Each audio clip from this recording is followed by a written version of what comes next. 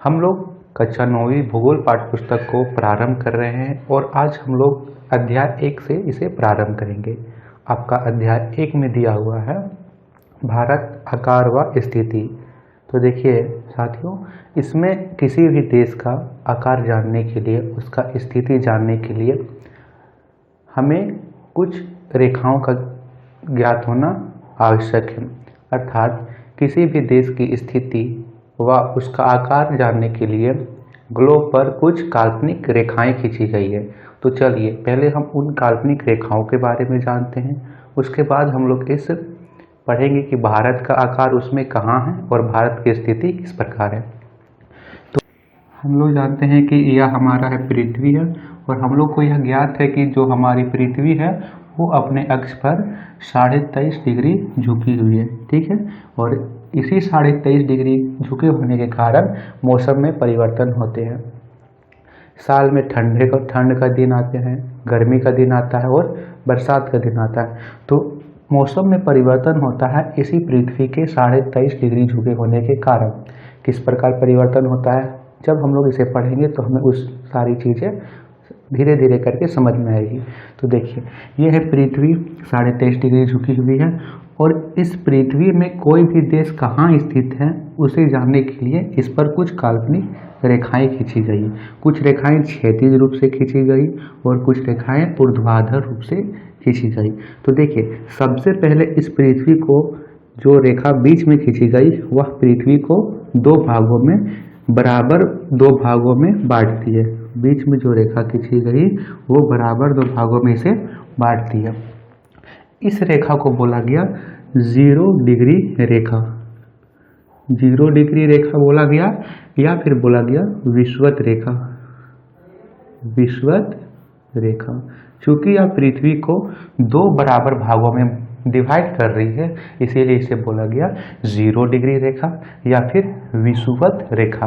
और इस रेखा के उत्तर में बोला गया उत्तरी गोलार्ध और नीचे में बोला गया दक्षिणी गोलार्ध। अर्थात यह जब रेखा खींची गई तो इससे पृथ्वी दो भागों में बट गई। ऊपर वाले को बोला गया उत्तरी गोलार्ध। उत्तरी गोलार्ध, गोलार्ध का मतलब है गोल का आधा गोला, तो आधा गोला यह हो गया। और इसको बोला गया दक्षिणी गोलार्ध। दक्षिणी गोलार्ध। अब देखिए, इस प्रकार पृथ्वी को दो भागों में बांटा गया। अब ये तो हो गया क्षैतिज रूप से। अब ऊर्ध्वाधर रूप से भी पृथ्वी को दो भागों में बांटा गया। तो ऊर्ध्वाधर रूप से कुछ रेखाएं यहाँ पे खींची गई। तो ऊर्ध्वाधर रेखा खींचने से भी पृथ्वी दो भागों में विभाजित हुई। जैसे हम लोग कोई भी फल लेते हैं उसे दो भाग में ऐसे काटते हैं, तो पहले हम लोग इसे ऐसे काट सकते हैं और फिर इसे ऐसे काट सकते हैं। तो इसमें से देखिए, जब हम लोग ये रेखा खींचेंगे तो उसमें से भी जो फल है हम लोग को दो भागों में विभाजित होता है। तो उसी प्रकार पृथ्वी भी दो भागों में विभाजित हुई। इसमें से जो इधर हुआ उसको बोला गया पूर्वी गोलार्ध। पूर्वी गोलार्ध। और इधर वाले को बोला गया पश्चिमी गोलार्ध। पश्चिमी गोलार्ध, ठीक है। तो इसमें हमने पढ़ा अभी तक कि पृथ्वी के बीच में दो प्रकार की रेखाएं खींची गई। एक खींची गई क्षैतिज रेखाएं, उससे पृथ्वी दो भागों में बट रही, उत्तरी गोलार्ध और दक्षिणी गोलार्ध। जबकि एक रेखा ऊर्ध्वाधर रूप से खींची गई जिसे पृथ्वी दो भागों में बटी, पश्चिमी गोलार्ध व पूर्वी गोलार्ध, ठीक है। अब चलिए, इसी तरह की कई रेखाएं पृथ्वी पर क्षैतिज रेखाएं और इसी तरह की जो रेखाएं ऊर्ध्वाधर रेखाएं पृथ्वी पर कई प्रकार से खींची गई। अब उन रेखाओं को हम लोग देखते हैं और आगे में हम लोग उसे पढ़ते हैं।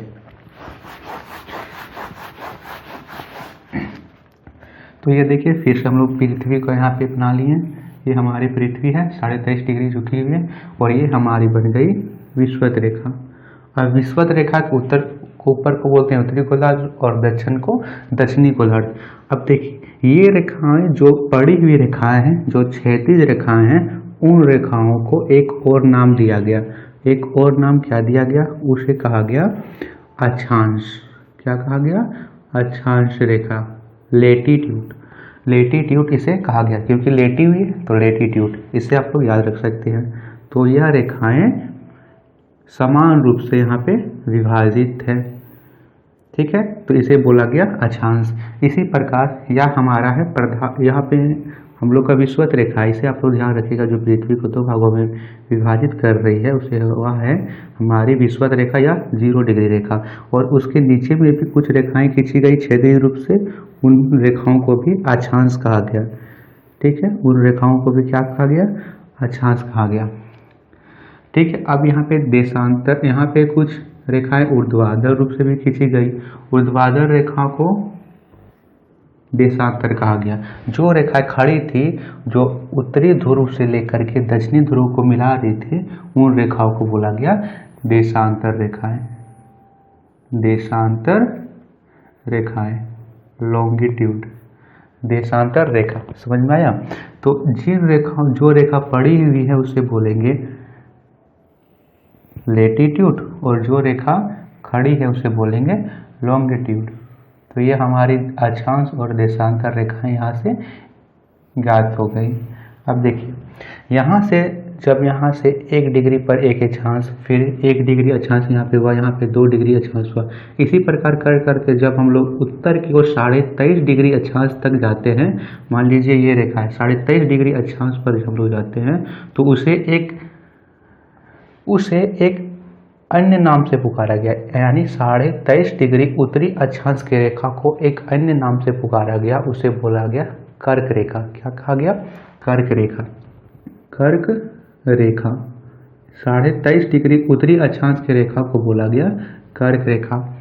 ठीक है, इसी प्रकार विषुवत रेखा के नीचे में हम लोग जाते हैं तो 23.5 डिग्री यहाँ पे आता है, और नीचे वाले भी 23.5 डिग्री अक्षांश को बोला गया मकर रेखा। मकर रेखा। अब इसे कर्क रेखा नाम क्यों दिया गया और इसे मकर रेखा नाम क्यों दिया गया?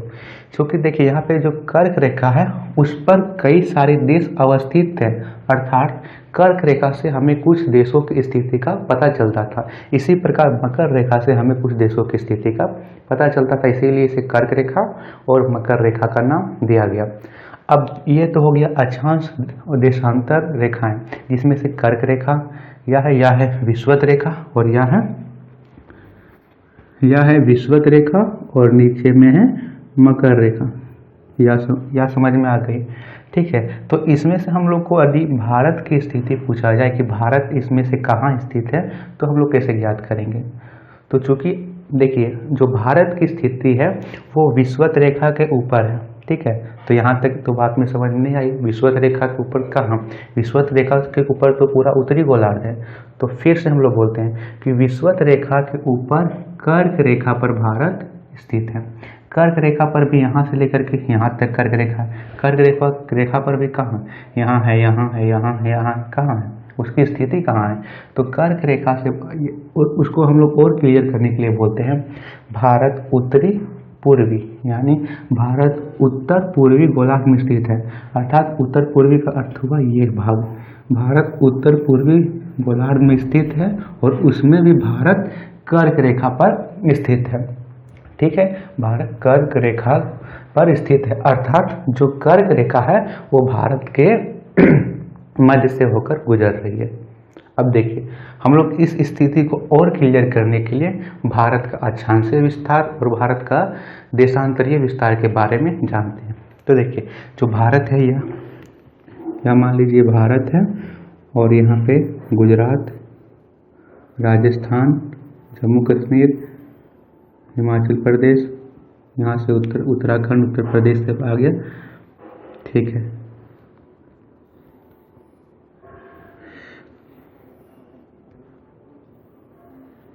यहाँ पे देखिए, समझने के लिए यहाँ पे देखिए, तो यह हमारा भारत है। समझने के लिए देखिए, यहाँ से यह हमारा भारत है। एक तरह से जो भारत का यहाँ पे देखिए, यह जो कहलाएगा वो तो आएगा किस में? इसमें तो भारत के यदि हम लोग इस प्रकार देखें तो इससे कौन कौन सी रेखाएं गुजरेगी? तो इससे हमारी पड़ी हुई रेखा गुजरेगी, ऐसे गुजरेगी। और जो रेखा निम्नतम बिंदु सबसे दक्षिण भाग को तट करती है उसका मान होता है 8 डिग्री 4 मिनट। और 8 डिग्री 4 मिनट चूँकि विषुवत रेखा के ऊपर में स्थित है, इसीलिए बोलते हैं इसको उत्तरी अक्षांश। उत्तरी अक्षांश। तो इसे आप लोग नोट कीजिएगा। भारत का जो निम्नतम बिंदु है, दक्षिणतम बिंदु है, उसका मान है 8 डिग्री 4 मिनट उत्तरी अक्षांश। इसी प्रकार जो हमारा सबसे उत्तरी बिंदु यहाँ पे टच हो रहा है उसका मान है 37 डिग्री 6 मिनट, 37 डिग्री 6 मिनट उत्तरी अक्षांश, उत्तरी अक्षांश। ठीक है, तो भारत का अक्षांशीय विस्तार पूछा जाए तो 8 डिग्री 4 मिनट उत्तरी अक्षांश से लेकर 37 डिग्री 6 मिनट उत्तरी अक्षांश के मध्य भारत स्थित है। यह तो हुआ अक्षांशीय विस्तार।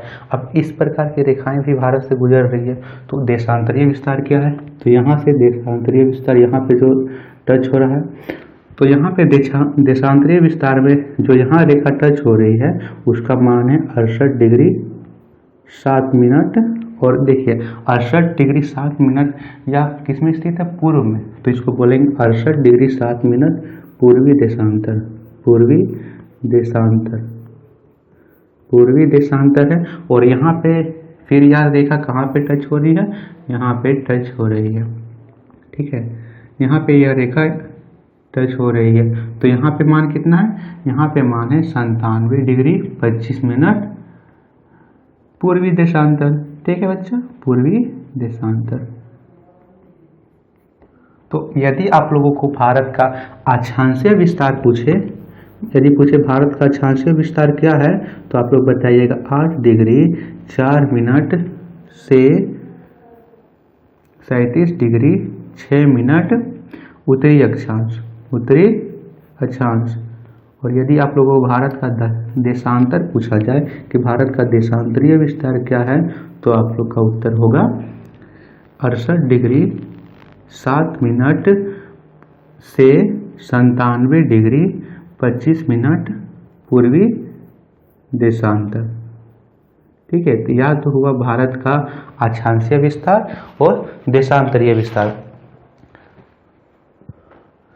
अब चलिए इसके आगे हम लोग देखते हैं कि यहाँ पे जो बिंदु है, जो स्थान है, जो अक्षांश को यहाँ पे टच कर रहे हैं, उन स्थानों का नाम क्या है, नामांकन हम लोग यहाँ देखते हैं। तो यहाँ पे जो स्थान टच हो रहा है सबसे दक्षिणतम में, उसका नाम है यहाँ पे कन्याकुमारी है। और कन्याकुमारी का यहाँ एक विशेष स्थान है जो यहाँ पे इसे टच कर रहा है, उसका नाम है केप केमोरिन। क्या नाम है साथी? Cap Comorin.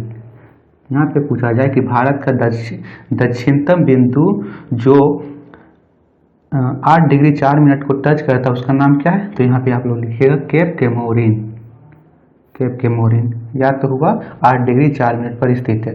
अब यहाँ पे 37 डिग्री 6 मिनट पर उत्तरी अक्षांश में जो स्थान स्थित है उसे बोला जाता है इंदिरा कॉल, इंदिरा कॉल। यहाँ से आप लोग कंफ्यूज नहीं होइए कि इंदिरा यहाँ पे नाम है तो यहाँ पे इंदिरा नाम इंदिरा गांधी जी के नाम पे है, नहीं।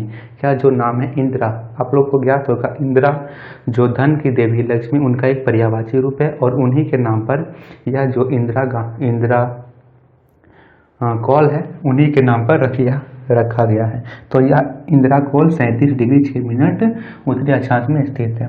अब यहाँ पे 68 डिग्री 7 मिनट में जो यहाँ पे स्थान स्थित है उसको बोला जाता है, गुजरात का कच्छ जिला यहाँ पे स्थित है और गुजरात के कच्छ जिले में भी स्थान स्थित है, उसको बोलते हैं गोहार मोटा। क्या बोला जाता है? गोहार मोटा, गोहार मोटा या गोहार माटा, जो भी आप लोग बोल सकते हो। और यहाँ पे 97 डिग्री 25 मिनट में जो स्थान स्थित है उसे बोला जाता है किबीथु, किबीथु। अरुणाचल प्रदेश का स्थान यहाँ पे स्थित है। अब देखिए यहाँ पे हुआ किबीथु और यहाँ पे हुआ गोहार मोटा, दक्षिणतम में है केप केमोरिन और यहाँ पे उत्तर में है इंदिरा कॉल। ठीक है, यह हुआ भारत का अक्षांशीय विस्तार और देशांतरीय विस्तार।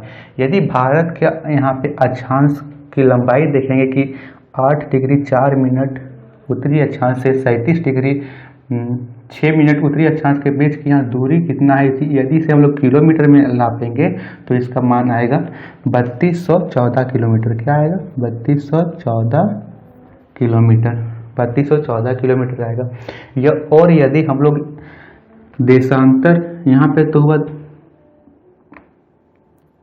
यहाँ से लेकर के हमने यहाँ मापा है, अर्थात भारत का ऊपर से नीचे 8 डिग्री 4 मिनट को 37 डिग्री 6 मिनट उत्तरी अक्षांश से मिला दिया, तो यहाँ पे लंबाई कितना है 3214 किलोमीटर। यदि भारत का हम लोग देशांतरीय विस्तार पढ़ेंगे कि यहाँ पे देशांतर में लंबाई कितना है, तो इससे लेकर के यहाँ से लंबाई नाप लेंगे तो हमारा आएगा 2933 किलोमीटर। 2933 किलोमीटर इसका चौड़ाई आ जाएगा। एक तरह से चौड़ाई और लंबाई बोल सकते हो। जैसे भारत किसी भी आदमी है और उसका हम लोग को नाप लेना है तो क्या करते हैं, हम लोग उसका लंबाई नापते हैं और चौड़ाई मापते हैं। इसी प्रकार भारत को 2D इमेज में दर्शा रहे हैं, एक ठो पेपर में दर्शा रहे हैं, तो इसमें हम लोग क्या करेंगे, उसका लंबाई याद करेंगे और चौड़ाई।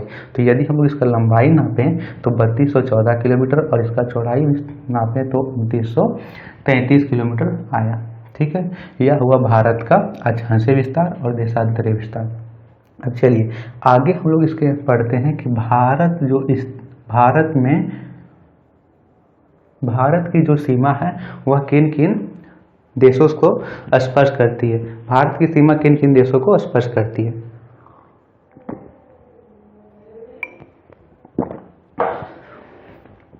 तो देखिए यह हमारे भारत का अक्षांशीय विस्तार और देशांतरीय विस्तार आ गया। देखिए इसे हम लोग पढ़ने से पहले एक चीज आप लोग और ध्यान रखिएगा यहाँ पे कि यह तो हुआ भारत की मुख्य भूमि का अक्षांशीय विस्तार और देशांतरीय विस्तार। यदि आप लोगों को भारत का संपूर्ण भूमि का अक्षांशीय विस्तार पूछेगा, देशांतर तो सेम रहेगा क्योंकि इधर भी देश अवस्थित है और इधर भी देश अवस्थित है, तो यहाँ पे अक्षांश के मान में थोड़ा सा परिवर्तन आ सकता है। क्योंकि हम लोगों को ज्ञात होगा कि यहाँ पे कन्याकुमारी के अलावा भी भारत में कुछ द्वीप सम्मिलित हैं, जिसमें से अंडमान निकोबार द्वीप समूह और लक्षद्वीप समूह दोनों सम्मिलित हैं और उन दोनों में से भी कुछ अक्षांशीय रेखाएं गुजरती होगी। तो यहाँ पे अंडमान निकोबार द्वीप समूह को हम लोग ले लें, इसे मिटा देता हूँ, यहाँ से आप लोग नोट कर लिए होंगे। यदि हम लोग यहाँ पे तो लक्षद्वीप स्थित है और इधर अवस्थित है अंडमान निकोबार द्वीप समूह। यदि हम लोग अंडमान निकोबार द्वीप समूह के सबसे यहाँ पे जो निम्नतम बिंदु को ले लें तो उसका नाम होता है पिगमेलियन पॉइंट। पिगमेलियन पॉइंट जो इंदिरा गांधी एक बार यहाँ पे गई थी तो इसका नाम चेंज भी हो गया था, इंदिरा पॉइंट यहाँ पे रखा गया था, तो इसका नाम है पिगमेलियन पॉइंट। पिगमेलियन पॉइंट से यहाँ पे एक ठो रेखा गुजरती है, एक ठो जो अक्षांशीय रेखा गुजरती है उसका मान होता है 6 डिग्री 4 मिनट। तो 6 डिग्री 4 मिनट उत्तरी अक्षांश से इसका विस्तार शुरू हो जाता है। अर्थात जब आप लोगों को भारत की कुल भूमि का अक्षांशीय विस्तार पूछे तो आप लोग यहाँ पे लिखिएगा 6 डिग्री 4 मिनट उत्तरी अक्षांश से लेकर के 37 डिग्री 6 मिनट उत्तरी अक्षांश। जबकि मुख्य भूमि का अक्षांशीय विस्तार पूछे तो सीधा लिखिएगा 8 डिग्री 4 मिनट उत्तरी अक्षांश से लेकर के 37 डिग्री 6 मिनट उत्तरी अक्षांश। यह हुआ भारत का अक्षांशीय विस्तार। अब देखिए यहाँ पे हम लोग पढ़ते हैं आगे में भारत के सीमाओं से लगने वाले देश। अब देखिए हम लोग देखेंगे भारत की सीमा से कौन कौन से देश अवस्थित है, अर्थात भारत की सीमा किन किन देशों से लगती है। आप लोगों को याद होगा कि प्राचीन काल में भारत को भारत उपमहाद्वीप कहा जाता था।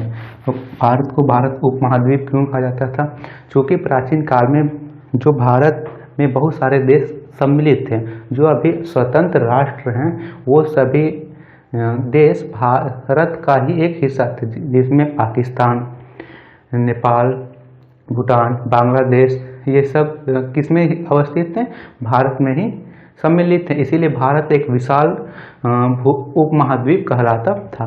तो देखिए अब हम लोग जानते हैं भारत की सीमा से कौन कौन से देश सटे हुए हैं। तो सबसे पहले आप लोग एक ट्रिक याद कर लीजिए, जिससे आप लोग इसे आप लोगों को याद रखने में आसानी हो। तो उस ट्रिक का नाम है बचपन में बीए। क्या ट्रिक है, बचपन में बीए। फिर से बोलते हैं बचपन में बीए। अब देखिए इसमें कितना लेटर है उतना ही देश भारत की सीमाओं से लगी हुई। गिनिए 1 2 3 4 5 6 7। तो अर्थात भारत की सीमा से कुल कितने देश लगे हुए हैं, अर्थात भारत की सीमा कुल कितने देशों को स्पर्श करती है, 7 देशों को। 7 देशों को। और जो यह क्रम ट्रिक बनाया हुआ है वो भारत की सीमा के लंबाई के घटते क्रम में है, अर्थात सबसे ज़्यादा जो सीमा स्पर्श करती है वो करती है बांग्लादेश को। यहाँ से बी से बांग्लादेश होगा, सी से चाइना होगा, पी से पाकिस्तान, एन से नेपाल, एम से म्यांमार, बी से भूटान और ए से अफगानिस्तान। तो सबसे कम जो सीमा लगती है वो अफगानिस्तान से, सबसे अधिक सीमा लगती है बांग्लादेश से। अब चलिए हम लोग आगे में पढ़ते हैं कि जो देश भारत की सीमा को स्पर्श करते हैं वो कितनी लंबाई के अनुसार कितनी लंबाई है और कौन कौन से राज्य उन देशों की सीमाओं से लगते हैं। तो सबसे पहले हमारे यहाँ पे दिया हुआ है बी से क्या होगा, बी से होगा बांग्लादेश, बी से होगा बांग्लादेश। इन चीज़ों को नोट करता जाइएगा बच्चा, या जो कंटेंट है वो आपके बुक से थोड़ा सा एडवांस लेवल का है, इसे आप लोग अभी पढ़ लीजिएगा। तो देखिए नॉलेज को बढ़ाइए, ये नहीं कि किताबों में सीमित रहिए, हल्का सा, मैं ये नहीं बोल रहा हूँ कि आउट ऑफ सिलेबस हो जाइए। तो इसमें आप लोग को दिया हुआ कि भारत की स्थिति कहाँ है, तो स्थिति में आप लोग जितना क्लियर होइएगा कि भारत की स्थिति में बांग्लादेश से कौन कौन से राज्य मिलते हैं, कितनी सीमा लगती है, तो उस चीज़ों को याद रखने और सभी को और आसानी होगी। ठीक है, चीज़ों को रटिए नहीं, चीज़ों को समझिए, और हमारा काम है आप लोग को रटाना नहीं समझाना। देखिए पहला है बांग्लादेश। बांग्लादेश कहाँ स्थित है, तो यदि हम लोग बांग्लादेश को यहाँ पे देखेंगे, यह है भारत, यदि हम लोग भारत को यहाँ पे बनाएंगे तो यहाँ पे बांग्लादेश अवस्थित है। बांग्लादेश को हम लोग को आपको याद भी होगा कि इसे पूर्वी पाकिस्तान भी कहा जाता था। ठीक है, और जो अभी वर्तमान में पाकिस्तान स्थित है उसे पश्चिमी पाकिस्तान कहा जाता था।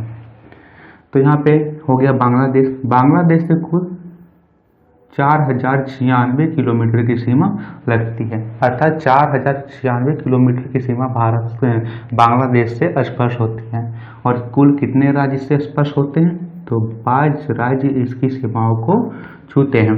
अब 5 राज्य में कौन कौन से हैं, नाम लिखते जाइएगा। पहला है पश्चिम बंगाल यानी वेस्ट बंगाल, वेस्ट बंगाल के बाद है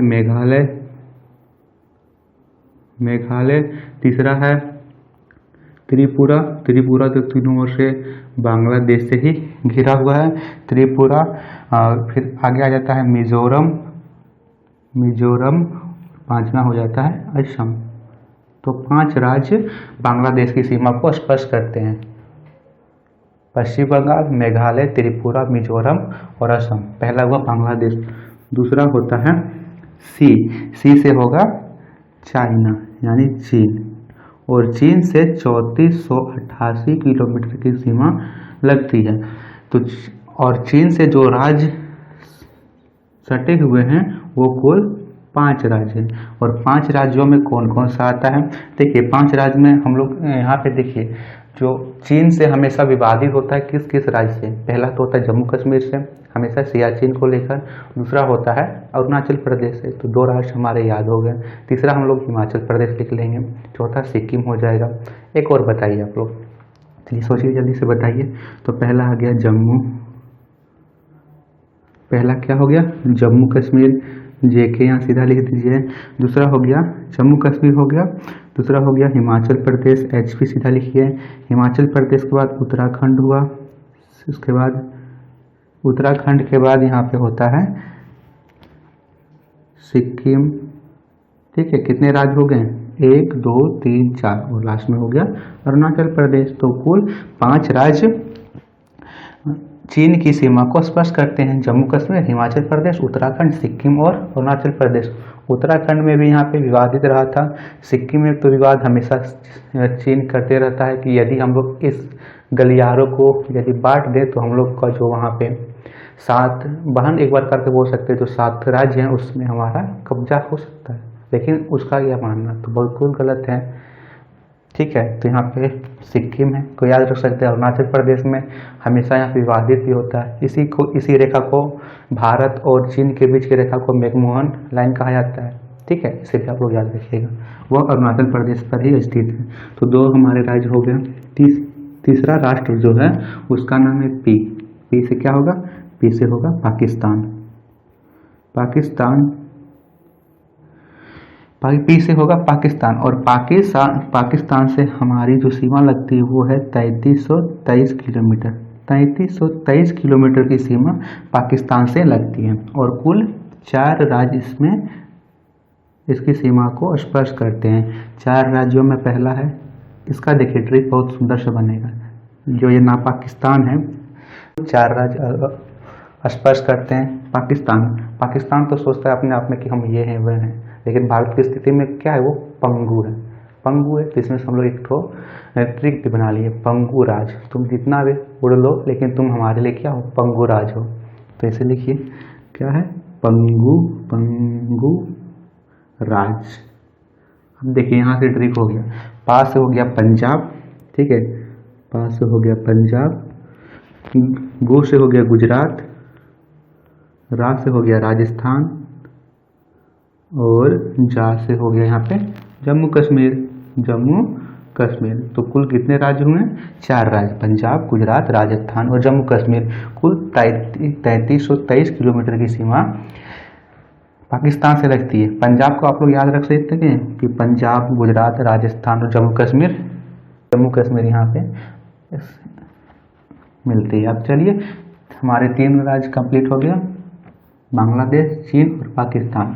आगे है नेपाल। तो नेपाल को यहाँ पे लिखिए, यहाँ तक आप सभी ने नोट कर लिया होगा तो इसे मिटा दिए। क्या है आगे में, नेपाल। तो यहाँ पे लिखते हैं नेपाल। चौथा है नेपाल। अब नेपाल से कुल कितनी सीमा लगती है, तो नेपाल से हमारी कुल 1751 किलोमीटर की सीमा स्पर्श होती है। 1751 किलोमीटर की सीमा यहाँ पे स्थित होती है। यदि हम लोग देखें कि कौन कौन से राज्य बिहार की सीमा, माफ कीजिए, कौन कौन से राज्य नेपाल की सीमा को स्पर्श करते हैं, तो कुल 5 राज्य नेपाल की सीमा को स्पर्श करते हैं। 5 राज्यों में पहला है बिहार, ठीक है, पहला है बिहार, दूसरा है पश्चिम बंगाल, सिक्किम, उत्तराखंड और उत्तर प्रदेश। तो 1 2 3 4 5 कुल 5 राज्य नेपाल की सीमा को स्पर्श करते हैं, जिसमें से बिहार, पश्चिम बंगाल, सिक्किम, उत्तराखंड और यूपी सम्मिलित हैं। 4 राज्य हमारे कंप्लीट हो गए। आगे में है एम से क्या याद रखिएगा, एम से याद रखेंगे हम लोग म्यांमार का पुराना नाम क्या था, बर्मा। और एक और नाम क्या था बताइए, म्यांमार का एक नाम था बर्मा और एक नाम और क्या था बताइए, और एक इसका नाम था रंगून। क्या नाम था, रंगून। कुल 1643 किलोमीटर की सीमा यहाँ पे स्पर्श करती है, जिसमें से 4 राज्य को यह स्पर्श करती है, 4 राज्य, ठीक है। यहाँ पे म्यांमार हमारा जो पूर्वी भाग भारत के पूर्व में स्थित है, तो पूर्व में कौन कौन से राज्य हैं यहाँ पे जो स्पर्श कर सकते हैं। पहला होगा मणिपुर, ठीक है, मणिपुर, मिजोरम, नागालैंड, ये तीनों तो पूर्व में ही स्थित है। चौथा हमारा हो जाएगा यहाँ पे मणिपुर, मिजोरम, नागालैंड और चौथा हमारा हो जाएगा अरुणाचल प्रदेश। तो देखिए अरुणाचल प्रदेश की जो सीमा है वो 2 राष्ट्रों से भी मिल रही है, पहला चीन से और दूसरा म्यांमार से। नागालैंड की एक से, मिजोरम की किससे मिल रही थी, मिजोरम की बांग्लादेश से भी मिल रही थी और मिजोरम की बांग्लादेश से भी मिल रही थी। तो यहाँ पे इस प्रकार आप लोग आगे भी याद रखिएगा। सिक्किम का एक और से मिली थी, नेपाल के अलावा यहाँ पे इससे भी मिली थी, चीन से भी मिली थी, तो इससे भी आप लोग याद रखिएगा। अब आगे चलिए, 5वां हमारा हो गया छठा में हमारा दिया हुआ है बी से क्या होगा, बी से यहाँ पे 2 है, बी से बांग्लादेश तो हो गया और बी से एक है भूटान यहाँ पे होगा, भूटान जिसकी राजधानी क्या है, थिम्पू। तो भूटान की सीमा 699 किलोमीटर की सीमा भूटान से लगी हुई है और भूटान से कुल 4 राज्य सटे हुए हैं। 4 राज्यों में पहला है पश्चिम बंगाल के बाद फिर यहाँ पे है सिक्किम भी इसमें स्पर्श करता है। सिक्किम के बाद यहाँ पे है अरुणाचल प्रदेश और यहाँ पे है असम। तो कुल 4 राज्य इसको स्पर्श करते हैं। कौन कौन से, पश्चिम बंगाल, सिक्किम, अरुणाचल प्रदेश और असम। आखिरी हमारा बच गया ए से हम लोग यहाँ पे लिख लेते हैं 7वां।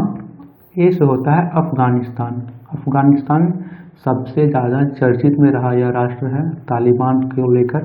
तो अफगानिस्तान से कुल 106 किलोमीटर की सीमा लगती है और केवल जम्मू कश्मीर इसे स्पर्श करता है। यदि आप लोग को पूछा जाए अब भारत और अफगानिस्तान के बीच कौन सी रेखा है, तो डूरंड लाइन है, जो अभी POK में चला गया है, पाक ऑक्युपाइड कश्मीर में। तो भारत और इसके अफगानिस्तान के बीच डूरंड लाइन है। भारत और पाकिस्तान के बीच रेड क्लिफ रेखा है। भारत और चीन के बीच कौन सी रेखा है बताइए, अभी बताया था ना, मैकमोहन रेखा है। ठीक है, तो कुल इतने यहाँ पे कुल 7 राष्ट्रों से या फिर 7 देशों से भारत की सीमा लगती है। अब देखिए हम लोगों ने देखा कि कुछ राज्य हैं वो एक ही देश से, मतलब कुछ राज्य एक ही राज्य अलग अलग 2 देशों से सीमा बना रहे हैं। तो देखिए हम लोग देखते हैं कुल कितने राज्य हैं जो अंतर्राष्ट्रीय सीमा से लगे हैं, अर्थात कुल कितने राज्य हैं जो अलग अलग देशों से सटे हुए हैं या स्पर्श करते हैं। तो हमने कुल यहाँ पे कितने राज्य हैं, तो यहाँ पे लिखिएगा कुल 17 राज्य, कुल 17 राज्य अंतर्राष्ट्रीय सीमा को स्पर्श करते हैं, अंतर्राष्ट्रीय सीमा को स्पर्श करते हैं। अब कुल 17 राज्य हैं, तो 17 राज्य को हम लोग यहाँ पे देख लेते हैं। 17 राज्य को एक एक करके देखते हैं। सबसे पहले हम लोग यहाँ से प्रारंभ करते हैं, ठीक है, इधर से, क्योंकि इधर तो हमारा अरब सागर स्थित है, यहाँ पे हिंद महासागर है और यहाँ पे बंगाल की खाड़ी है, तो यहाँ से स्थित होगा। तो यहाँ पे कौन सा, यहाँ पे है गुजरात, ठीक है। गुजरात के ऊपर जाएंगे तो होगा राजस्थान, ठीक है। गुजरात के ऊपर क्या हो जाएगा, राजस्थान। एकदम मैप को जो है आप लोग दिमाग में बैठा लीजिए, भूगोल मतलब मैप को दिमाग में बैठा लेना। तो देखिए मैप को दिमाग में कैसे बैठाएंगे, जिस प्रकार मैं नोट डाउन करता हूँ उसी प्रकार आप लोग नोट डाउन कीजिए। एकदम बोलता हूँ ना, भरोसा रखिए, आप लोगों को भरोसा रख, वो मंजर भी आएगा, प्यासे के चल कर समंदर भी आएगा। कुछ यदि कुछ आपसे हो गया है और अभी आप लोग उसे ठीक नहीं कर पा रहे हो, तो थक कर ना हार, थक कर ना बैठ ए मेरे दोस्त, मंजिल तो मिलेगी और मंजिल मिलने का मज़ा भी आएगा। तो देखिए मेरे साथ आप लोग नोट कीजिए, सारी चीज़ें क्लियर होंगी। तो गुजरात के ऊपर यहाँ पे राजस्थान के ऊपर जस्ट यहाँ पे है पंजाब, ठीक है। पंजाब के ऊपर यहाँ पे मान लेते हैं क्या है, पंजाब के ऊपर इधर है जम्मू कश्मीर, तो यहाँ पे JK है। फिर यहाँ पे हिमाचल प्रदेश, फिर इधर मान लेते हैं उत्तराखंड के बाद UP, ठीक है। उत्तराखंड के बाद उत्तर प्रदेश के बाद यहाँ पे बिहार की सीमा लग रही थी नेपाल से, तो बिहार यहाँ पे आ जाएगा। बिहार के बाद यहाँ पे ऊपर में सिक्किम, तो सिक्किम आ जाएगा। सिक्किम के बाद फिर क्या आएगा, सिक्किम के बाद फिर इधर आएगा असम भी है। असम के बाद यहाँ पे मेघालय भी था, जो इससे लग रहा था बांग्लादेश है। मेघालय के बाद फिर इधर आएगा अरुणाचल प्रदेश के बाद फिर यहाँ पे आएगा मणिपुर, मिजोरम और नागालैंड। तो मणिपुर लिख देते हैं पहले, यहाँ पे आगे पीछे भी करके लिख देते हैं, मणिपुर, नागालैंड और मिजोरम 3 आ गया। फिर यहाँ पे जो तीनों तरफ से बांग्लादेश से घिरा हुआ है उसका क्या नाम था, त्रिपुरा, तो त्रिपुरा यहाँ पे आ गया। देखिए कोई राज्य छूटा हमारा, गिनते हैं पहले, 1 2 3 4 5 6 7 8 9 10 11 12 13 14 15 16 हुआ। एक हमारा राज्य छूट गया है, तो कौन सा राज्य छूट गया देखिए।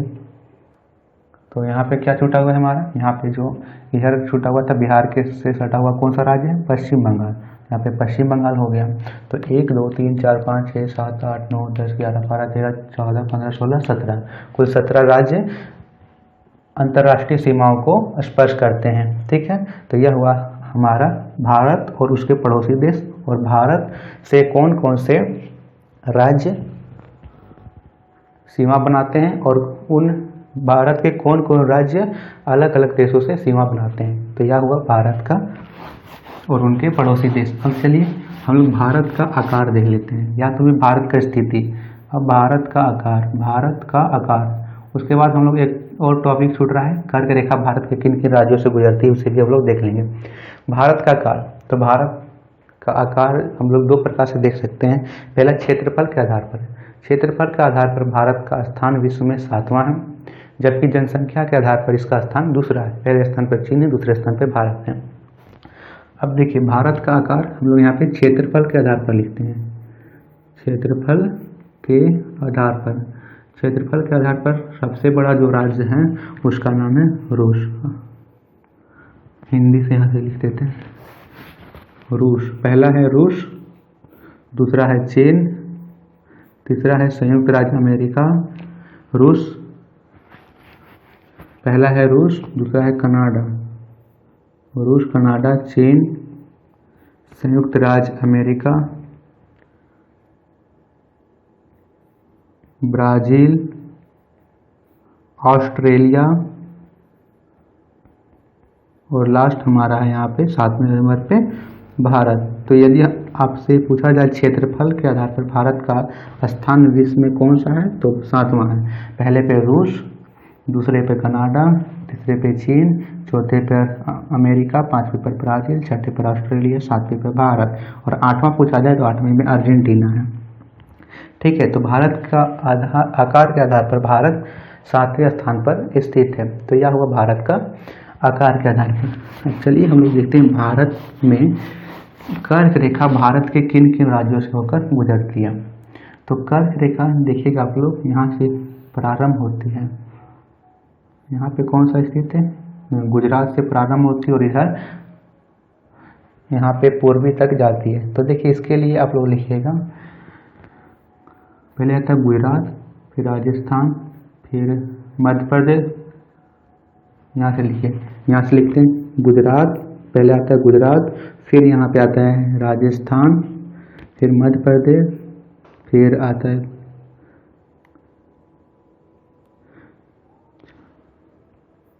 छत्तीसगढ़, फिर झारखंड, पश्चिम बंगाल, त्रिपुरा, मिजोरम। तो कितने हुए, 1 2 3 4 5 6 7 8, कुल 8 राज्यों से कर्क रेखा गुजरती है। तो देखिए इसमें आप लोग क्या लिखिए, कुरम, छाज, वेब, ट्राई, मीसो। इसमें एक और ट्रिक लग सकता है कि मित्र पर गमछा झार, लेकिन वो ट्रिक उतना कारगर नहीं है, इसे आप लोग सीधा लिखिएगा। गुजरात, राजस्थान, मध्य प्रदेश, छत्तीसगढ़, झारखंड, पश्चिम बंगाल, त्रिपुरा और मिजोरम, इन 7 राज्यों से कर्क रेखा गुजरती है। झारखंड के रांची से गुजरती है, झारखंड की राजधानी रांची से भी गुजरती है। तो यह हुआ कर्क रेखा किन किन राज्यों से होकर गुजरती है। अब चलिए आगे में एक और आप लोगों को यहाँ पे टॉपिक छूट रहा है कि भारत में जो समय का निर्धारण होता है वो किस प्रकार होता है। अर्थात संपूर्ण भारत में आप सभी को एक जैसा टाइम देखने को मिलेगा। ठीक है, तो भारत में जो समय का मानक समय अपनाया गया है उसका केंद्र कहाँ है। तो मानक समय अपनाने के लिए एक रेखा का निर्धारण किया गया है जो भारत का 82.5 डिग्री का देशांतर गुजरता है, उसे ही भारत में भारत यामनोत्तर रेखा को मानक समय रेखा माना गया है। तो देखिए हम लोग देख लेते हैं, यहाँ पे यह भारत की स्थिति है और भारत के जो उत्तर प्रदेश में इसका मुख्य केंद्र बनाया गया है। यहाँ पे उत्तर प्रदेश से उस रेखा को गुजरती है, यहाँ पे 82.5 डिग्री की देशांतर यहाँ से गुजर रहा है और उसका जो केंद्र माना गया है वो उत्तर प्रदेश का लखनऊ माना गया।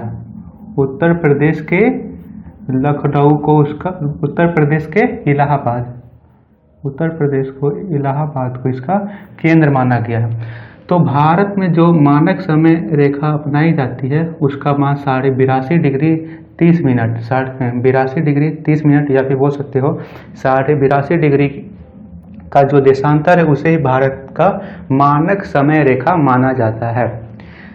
अर्थात जितना समय यहाँ पे हुआ होगा उतना ही समय संपूर्ण देश में वही समय दर्शाएगा।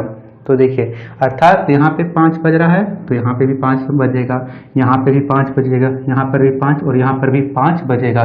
चाहे 5 बजे यहाँ पे सूरज निकला हो या फिर सूरज यहाँ पे डूब चुका हो, यहाँ पे भी यदि 5 बजे सूरज निकल गया हो तब पर भी वहाँ पे 5 बजे ही दर्शाएगा। ठीक है, तो यहाँ पे देखिए देशांतर रेखाओं, 1 डिग्री का डिस्टेंस, जैसे यहाँ पे 1 डिग्री है और यहाँ पे 2 डिग्री, यहाँ से 1 डिग्री का गैप है इसमें, तो 1 डिग्री में देशांतर रेखाओं में 4 मिनट का अंतर आता है। जब हम लोग 1 डिग्री देशांतर रेखाओं को छोड़ते हैं तो उसमें कितना मिनट का अंतर आता है? 4 मिनट का। अर्थात जब पृथ्वी घूमती है तो 1 डिग्री देशांतर के समय में 4 मिनट का अंतर आता है। तो देखिए यहाँ पे हमारा जो देशांतर आया था वो आया था 68 डिग्री 60 मिनट और यहाँ पे आया था 97 डिग्री 25 मिनट पूर्व। यदि हम इन्हें घटाएंगे तो लगभग हमारा आएगा 30 डिग्री, लगभग 30 डिग्री, और हम 30 को गुना करते हैं 4 से तो हमारा कितना आता है? 3 चौक 12, 120 मिनट। 1 डिग्री में 4 मिनट तो 30 डिग्री में 120 मिनट। अर्थात यहाँ पे जो यहाँ का जो गुजरात है और यहाँ पे है अरुणाचल प्रदेश, गुजरात और अरुणाचल प्रदेश के बीच 120 मिनट का अंतर आ जाता है। चूंकि मानक समय रेखा हम लोगों को यह अपनाया गया है, अर्थात यहाँ पे भी वही समय बतलाता है और यहाँ पे भी वही समय बतलाता है, लेकिन इन दोनों के बीच अंतर कितना आ जाता है? 120 मिनट का अंतर यहाँ पे आ जाता है। तो देखिए इसीलिए कहा जाता है कि अरुणाचल प्रदेश की अपेक्षा गुजरात में सूरज 2 घंटे बाद दिखाई देता है। अरुणाचल प्रदेश की अपेक्षा गुजरात में सूरज 2 घंटे के बाद दिखाई देता है। अर्थात देखिए मानक समय तो यहाँ पे हम लोगों का एक ही है, 82.5 डिग्री की रेखा, और वह किन किन राज्यों से गुजर रही है उनका नाम भी लिख लेते हैं। जो जिन राज्यों से गुजरती है उनका नाम है UMCOA, उत्तर प्रदेश, मध्य प्रदेश, छत्तीसगढ़, उड़ीसा और आंध्र प्रदेश। इन 5 राज्यों से मानक समय रेखा यहाँ से गुजरती है। देखिए यहाँ पे मानक समय रेखा उत्तर प्रदेश, मध्य प्रदेश, छत्तीसगढ़, उड़ीसा और आंध्र प्रदेश से होकर गुजर रही है, आंध्र प्रदेश से होकर गुजर रही है। तो चलिए यह था हमारा पाठ। आप सभी को यह पाठ समझ में आया होगा तो वीडियो को लाइक कीजिएगा, चैनल को सब्सक्राइब कीजिएगा और बेल आइकन को भी प्रेस कीजिएगा ताकि आने वाली सभी वीडियो की नोटिफिकेशन आप सभी को मिलते रहे। धन्यवाद आप सभी का। अपनी पढ़ाई को करते रहिए, खुश रहिए। धन्यवाद।